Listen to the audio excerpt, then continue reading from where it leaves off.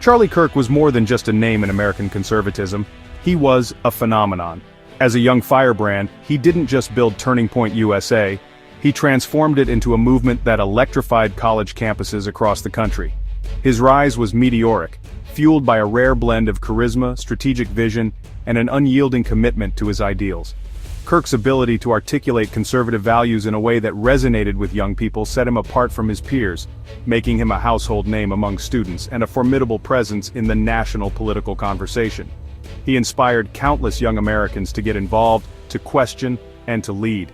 But the nation was left reeling when news broke of his tragic assassination at a Utah university. The shock was immediate and profound, rippling through student communities, political circles, and families who had seen their children find purpose through his message. Vigils sprang up overnight, with students and supporters gathering in silence, holding candles and sharing stories of how Kirk had changed their lives. The somber news coverage captured a country in mourning, struggling to comprehend the loss of a leader who had seemed unstoppable. In the days that followed, the memorial service in Arizona became a focal point for collective grief and remembrance. Tens of thousands traveled from across the nation, not just to mourn, but to stand together in solidarity and reaffirm the cause that Kirk had championed so passionately. The stadium overflowed with people holding signs, sharing memories, and pledging to continue the work he had started. It was a gathering that transcended politics, uniting people from all walks of life in a shared sense of loss and determination. The event itself was a powerful blend of tribute, spiritual reflection, and political resolve. Speakers from across the political spectrum took the stage, sharing personal anecdotes and reflecting on Kirk's legacy. Prayers were offered for healing and unity, while the atmosphere echoed the energy of Kirk's own rallies, full of hope, conviction, and a sense of purpose. The crowd listened intently, many moved to tears, as stories of Kirk's impact were recounted. Among the attendees were students who had found their voice through Turning Point USA, veterans who admired Kirk's patriotism, and political leaders who recognized his influence. They embraced one another, united by grief, but also by a renewed determination to carry his torch forward.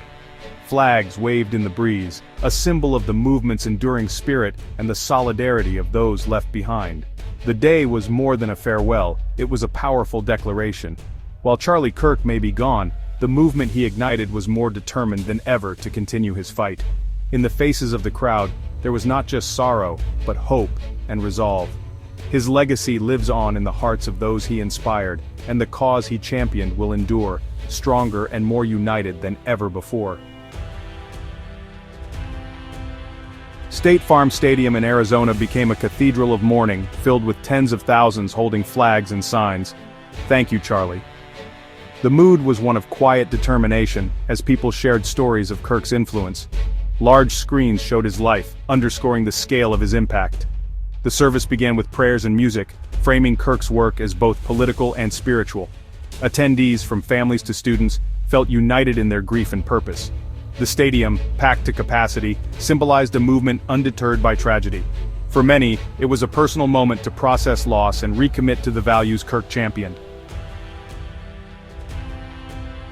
President Trump took the stage to a thunderous ovation, offering a deeply personal tribute to Charlie Kirk, a fearless American warrior and key ally. Trump recalled Kirk's energy, his ability to inspire youth, and their strategic partnership. He called Kirk a martyr for the conservative cause, declaring his message bigger and stronger than ever. Trump's candid admission of their differences, "I hate my opponent, Charlie wanted the best for them," humanized both men. He vowed to continue Kirk's fight, linking policy initiatives directly to his legacy. The speech transformed grief into purpose, ensuring Kirk's influence would shape the nation's future. Trump's declaration, "The gun was pointed at him, but the bullet was aimed at all of us," crystallized the crowd's sense of shared loss. He urged unity, warning that division would betray Kirk's memory. The tragedy was framed as a political and spiritual battle, with Trump calling for resilience and action, not vengeance. The message honored Kirk by carrying his banner forward. The president's words served as both a warning about America's divisions and a rallying cry for solidarity. The crowd, galvanized, left with a renewed sense of mission. The bullet had not broken their spirit, it had forged them into a more determined force. The most moving moment of the memorial came when Erica Kirk, the widow of Charlie, stepped forward to address the thousands gathered in the stadium. The air was thick with emotion, and every eye was fixed on her as she approached the podium, her presence commanding both respect and empathy from the crowd. The weight of her loss was palpable, yet there was a quiet strength in her demeanor that seemed to steady those around her. Dressed in black, Erica's voice trembled at first but soon grew steady as she offered a message that would resonate far beyond the stadium walls. In a moment that stunned many, she chose not to speak words of anger or vengeance, but instead offered forgiveness to her husband's killer. Quoting scripture, she said, "Father, forgive them, for they know not what they do." Her words echoed through the stadium, carrying a message of compassion and grace that few expected in such a moment of grief. The crowd, initially silent and visibly moved, seemed to hold its collective breath. For a few moments, there was only the sound of Erica's voice and the weight of her message. Then, as the meaning of her words settled in, the silence gave way to a powerful eruption of applause. People stood, some with tears streaming down their faces, others embracing those beside them, united in awe at the depth of her forgiveness. Erica went on to speak about Charlie's life, describing his mission as a spiritual quest rooted in faith, hope, and a desire to bring people together. She vowed that his death would not be in vain, and that his legacy would live on through acts of kindness, understanding, and unity. Her words were not just a tribute to her husband, but a call to everyone present to rise above hatred and division. With remarkable grace, Erica challenged the cycle of hatred that so often follows tragedy.